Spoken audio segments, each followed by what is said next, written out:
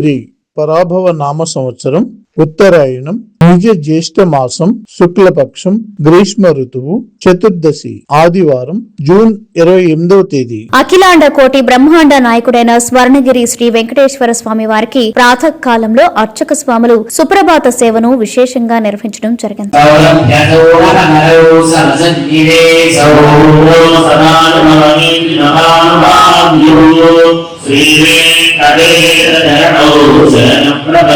సుప్రభాత సేవ అనంతరం శ్రీ మహాలక్ష్మి అమ్మవారు 33 కోట్ల దేవతలు కొలువు తీరినట్టి గోపృష్ఠ దర్శనాన్ని చేయించడం జరిగింది.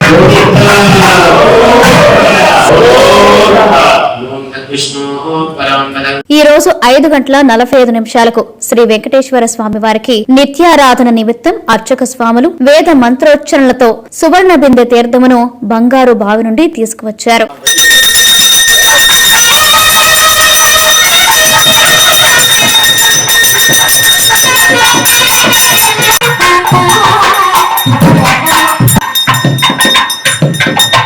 ఉదయం 7 గంటలకు శ్రీ వెంకటేశ్వర స్వామి వారిని మణిమయ శోభిత స్వర్ణాభరణాలతో పరిమళ భరత పుష్ప మాలలతో శోభాయమానంగా అలంకరించి సహస్ర నామార్చన సేవను ఘనంగా నిర్వహించారు. స్వర్ణగిరి శ్రీ వెంకటేశ్వర స్వామి దివ్య క్షేత్రంలో లోక కళ్యాణం కోసం అర్చక స్వాములు శ్రీ సుదర్శన నారసింహ హవనంను నిర్వహించారు.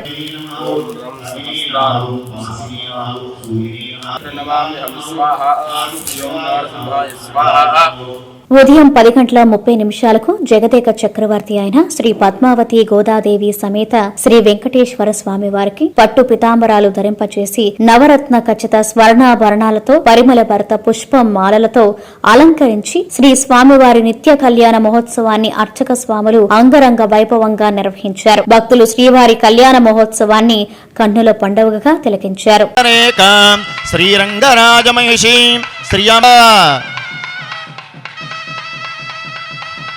ముహూర్త శుభముహూర్త అస్తు.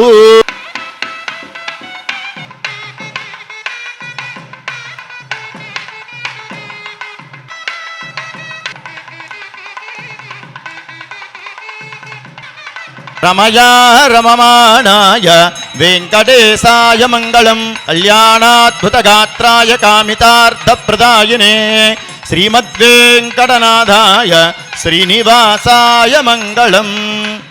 కళ్యాణరమణ గోవింద. ప్రతిరోజు స్వర్ణగిరి దివ్యక్షేత్రంలో అఖిలాండ కోటి బ్రహ్మాండ నాయకుడి అన్నప్రసాద వితరణలో భాగంగా ఈ రోజు సుమారు 5,000 మందికి పైగా భక్తులు నిత్యాన్న ప్రసాదాన్ని స్వీకరించారు.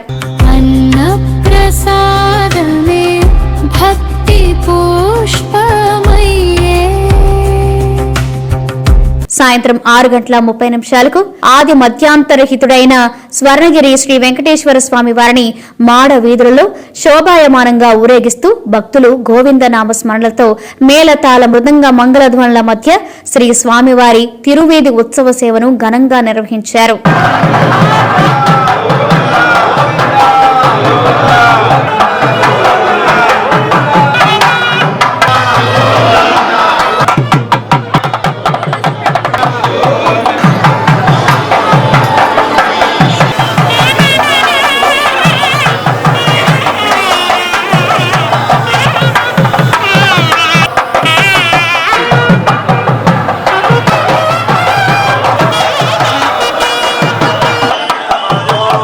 తిరువీధి ఉత్సవ సేవ అనంతరం శ్రీ వెంకటేశ్వర స్వామి వారు దేదీప్యమానంగా వెలుగుతున్న సహస్ర దీప కాంతల మధ్య ఊయలలో ఆసీనులై భక్తులకు దర్శనమిచ్చారు. అర్చక స్వాములు వేద మంత్రోచ్చరణలతో శ్రీ స్వామివారిని ఆర్చించి కర్పూర మంగళహారతులు సమర్పించారు. భక్తులు నయనానందకరంగా శ్రీవారిని దర్శించుకున్నారు.